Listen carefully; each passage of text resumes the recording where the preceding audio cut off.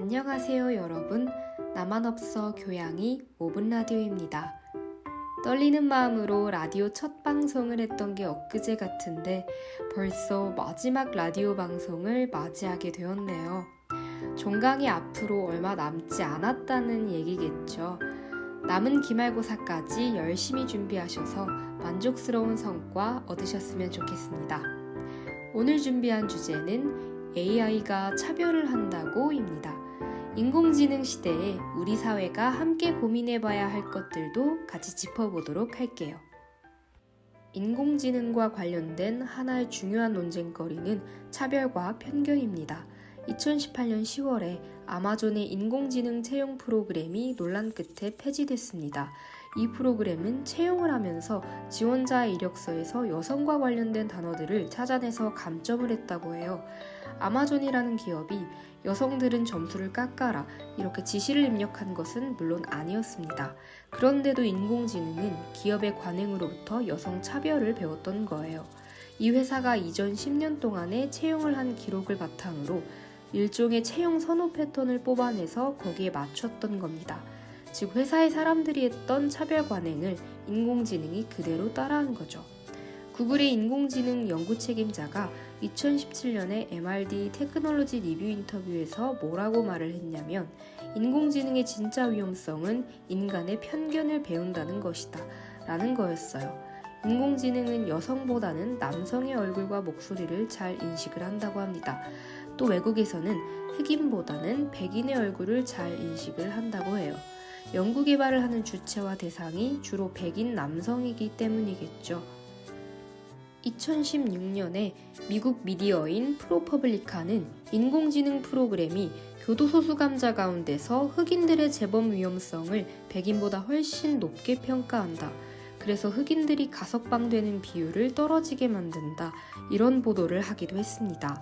물론 컴퓨터가 아니라 사람이 하는 일에도 언제나 편견과 차별은 작동을 하죠. 문제는 인공지능이 어떤 결정을 할 때에는 이런 억울한 피해를 단시간에 대규모로 만들어낼 수 있다는 점이에요. 인간들을 감시하는데 인공지능 기술을 아예 본격적으로 도입한 나라들도 있습니다. 중국 같은 나라가 그렇죠. 중국 서부의 소수민족인 위구르족들의 분리독립운동이 끊이지 않았는데 이것이 계속되어 온 이 신장 위구르 지역에서 중국 정부가 반체제 위구르인들을 노동수용소에 가둬두고 있습니다. 국제탐사 언론인 협회가 중국 정부의 통신문을 입수를 해서 2019년에 폭로를 했어요. 이 내용을 보면 중국 경찰이 인공지능을 활용해서 주민들을 분리를 한다고 해요. 개인정보를 추적하는 방법, 탈주를 막는 방법, 수용소의 존재 자체를 비밀로 유지하는 법, 수용소 안에서 질병을 통제하는 방법, 또 갇힌 사람들을 세뇌하고 행동 개조를 점수로 측정하는 방법, 이런 것들을 인공지능으로 매뉴얼화한 거예요. 더 편리하고 더 안전해지기 위해서 우리 스스로를 어디까지 알고리즘에 맡겨야 될까요? 더 나아가서 공상과학 소설 같지만 인공지능이 인간을 지배하는 시대가 온다면? 그래서 과학자들 사이에서도 이 인공지능의 위험성을 차단하기 위한 노력이 많이 일어나고 있어요. 1975년에 당시에는 생명공학자들, 유전학자들이 미국 캘리포니아의 아실로마라는 작은 마을에 모여서 생명공학 시대를 앞두고 과학자들이 스스로 지켜야 할 연구의 원칙을 논의한 적이 있었어요. 2017년 1월에 아실로마에 다시 과학자들이 모였습니다. 이번에는 생물학자들이 아니고 인공지능을 연구하는 학자들이었어요. 그래서 아실로마 인공지능 원칙이라는 23개의 원칙을 작성을 했습니다. 인공지능은 안전해야 하며 그 안전을 검증할 수 있어야 한다.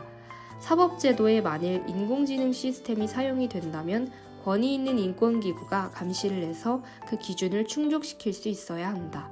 인공지능 시스템은 인간의 존엄성 그리고 문화적 다양성의 이상에 적합하도록 설계돼서 운영돼야 한다 등등이었습니다. 그렇지만 인공지능의 문제를 기술로만 해결할 수는 없고 과학자들에게만 맡겨둘 수는 없겠죠. 역설적이지만 인공지능 전문가들은 우리에게 필요한 것은 지금 우리의 민주주의를 강화하고 감시하는 일이다 라고 얘기를 합니다. 갑자기 여기서 민주주의가 왜 나오냐고요? 투명하게 만드는 것, 윤리적인 기준을 세우는 것, 사회의 합의가 필요하다는 얘기예요.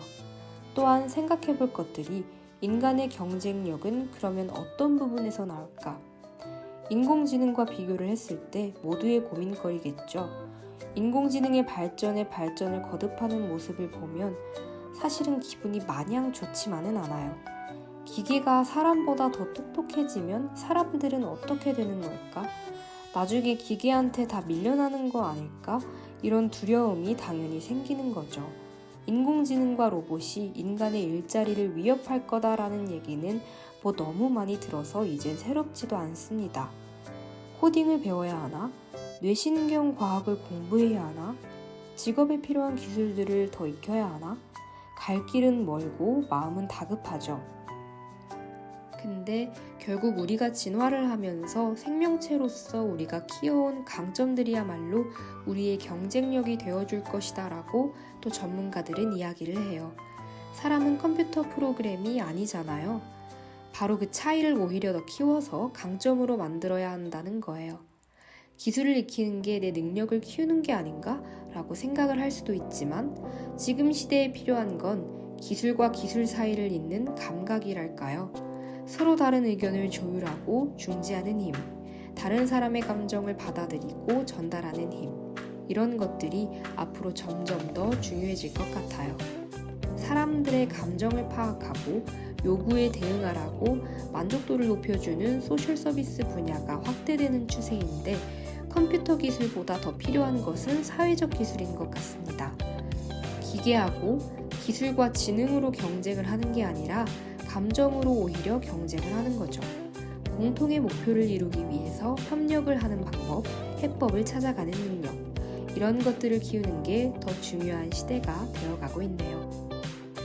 네, 아쉽지만 벌써 나만 없어 교양이 5분 라디오의 끝이 다가왔습니다. 그동안 여러분에게 새롭고 유익한 내용 전달해 드리려고 많이 노력했는데요. 조금이라도 도움이 되셨나요? 한 학기 동안 저희 5분 라디오를 시청해 주셔서 진심으로 감사드립니다. 그럼 저는 더 새로워진 5분 라디오로 조만간 찾아뵙겠습니다. 다음에 또 만나요. 지금까지 제작, 기획, 연출의 조연이었습니다.